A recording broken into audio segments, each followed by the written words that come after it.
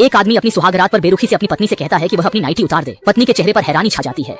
उसने बिना किसी हिचकिचाहट के उसकी बात मान ली, लेकिन अलेक्जेंडर ने उसकी तरफ देखा तक नहीं, बल्कि उसने उसे बिस्तर तक जाने से मना कर दिया। रजाई उठाई और उसकी तरफ पीट करके सो गया। कैथरीन पूरी रात ठंडे कमरे में बिना गर्मी के बुत की तरह खड़ी रही। हालांकि वह जागीर की एक प्रतिष्ठित महिला थी। अलेक्जेंडर ने उसे कमरे में ही बंद कर दिया और घर से बाहर नहीं निकलने दिया। कपड़े सीने का काम धीरे धीरे उसकी जिंदगी में समा गया। पति के अनादर ने उसे तरह तरह की आलोचनाओं और उंगलियों का शिकार बनाया। यहाँ तक कि जागीर का वह साधारण आदमी जो चाय बागानों के मुकदमों के बारे में सबसे ज्यादा जानता था, उसने भी मालिक की अपनी नई पत्नी के प्रति उदासीनता देखी। एना को अब उसके लिए कोई सम्मान नहीं रहा। जब वह उसे नहलाने में मदद करती, तब भी वह अधीरता से उसके बाल खींचता। हालांकि कैथरीन के सिर में चोट लगी थी, एना फिर भी ऐसा करती रही। हर रात जब तक अलेक्जेंडर आराम करने के लिए कमरे में वापस नहीं आता, एना बिस्तर के पास बैठी कैथरीन को घूरती रहती और उसे घर आने के लिए कहती। उसे डर था कि कैथरीन सो जाएगी और मालिक उसे देख लेगा और उसे सजा मिलेगी। भोर होने तक अलेक्जेंडर नशे में धुत और दागदार कमरे में वापस नहीं आया। यह देखकर कि कैथरीन ने उसका स्वागत करने के लिए घुटने नहीं टेके, अलेक्जेंडर तुरंत क्रोधित हो गया। उसने एना को कमरे से बाहर निकाल दिया और गुस्से में कैथरीन को अपने कपड़े उतारने के लिए डांटा। इसी दौरान उसे अचानक पीछे से अपने पति की भारी सांसें सुनाई दी। अलेक्जेंडर ने कैथरीन को अपमानित करने के लिए हर संभव कोशिश की, जिससे कैथरीन ने शादी के बारे में अपनी सारी खूबसूरत कल्पनाएं तुरंत खो दी। उस दिन उसके ससुर नाश्ता कर रहे थे। उसने उसे बताया कि अलेक्जेंडर को कोयला खदान में हुए विस्फोट से निपटने के लिए बाहर जाना है और वह लंदन जाने वाली है। इस दौरान वह घर पर अकेली थी। उसने कैथरीन को आंखों ही आंखों में डांटा, कहा कि उसे घर पर ही रहना चाहिए और आराम करने के लिए बाहर नहीं जाना चाहिए और अपने पति के लौटने का इंतजार करना चाहिए। अपने ससुर के जाने के बाद कैथरीन अंदर का दरवाजा खोलकर अपने कमरे में दाखिल होने के लिए बेताब थी। जैसे ही वह आंगन में दाखिल हुई, उसे अस्तबल से मजाक की आवाजें सुनाई दी। कैथरीन जल्दी से अंदर गई और दूल्हों के एक समूह द्वारा अन्ना को कमरे में स्थानांतरित होते देखकर आश्चर्यचकित रह गई। शिनमेंग अन्ना को स्वर कहता रहा और वे अन्ना को बड़ा होने में मदद कर रहे थे। इस परिचित अपमान ने कैथरीन को भी ऐसा ही महसूस कराया। उसने तुरंत उन्हें डांटा और एक कदम पीछे हट गई। अन्ना भूल गई कि वह दूल्हे का निजी भाई है। अन्ना ने इसे बिल्कुल भी गंभीरता से नहीं लिया। कैथरीन ने विरोध करने की कोशिश की और बस अन्ना की बाहों में खींची जाने वाली थी। सभी की अविश्वास भरी निगाहों के नीचे उसने लिंगवान के बालों को ब्रश किया और जल्दी से यहाँ से भाग गई। देर रात कैथरीन चूल्हे के पास खुद को गर्म कर रही थी जब उसने अचानक दरवाजे के बाहर कदमों की आवाज सुनी। उसने सावधानी से दरवाजा खोला और पाया कि उसका निजी भाई अन बाहर खड़ा है। कैथरीन ने जल्दी से दरवाजा हिलाने की कोशिश की, लेकिन ताकत में असमानता के कारण वह अभी भी अपने निजी भाई अन को नहीं रोक सकी। जल्द ही उसके और उसके भाई अन के बीच की बात पूरे शहर में फैल गई। उस दिन देवता के पिता कैथरीन को अपने पिता पर विजय पाने के लिए मनाने आए। बिंदु कैथरीन ने पादरी का इरादा तुरंत समझ लिया।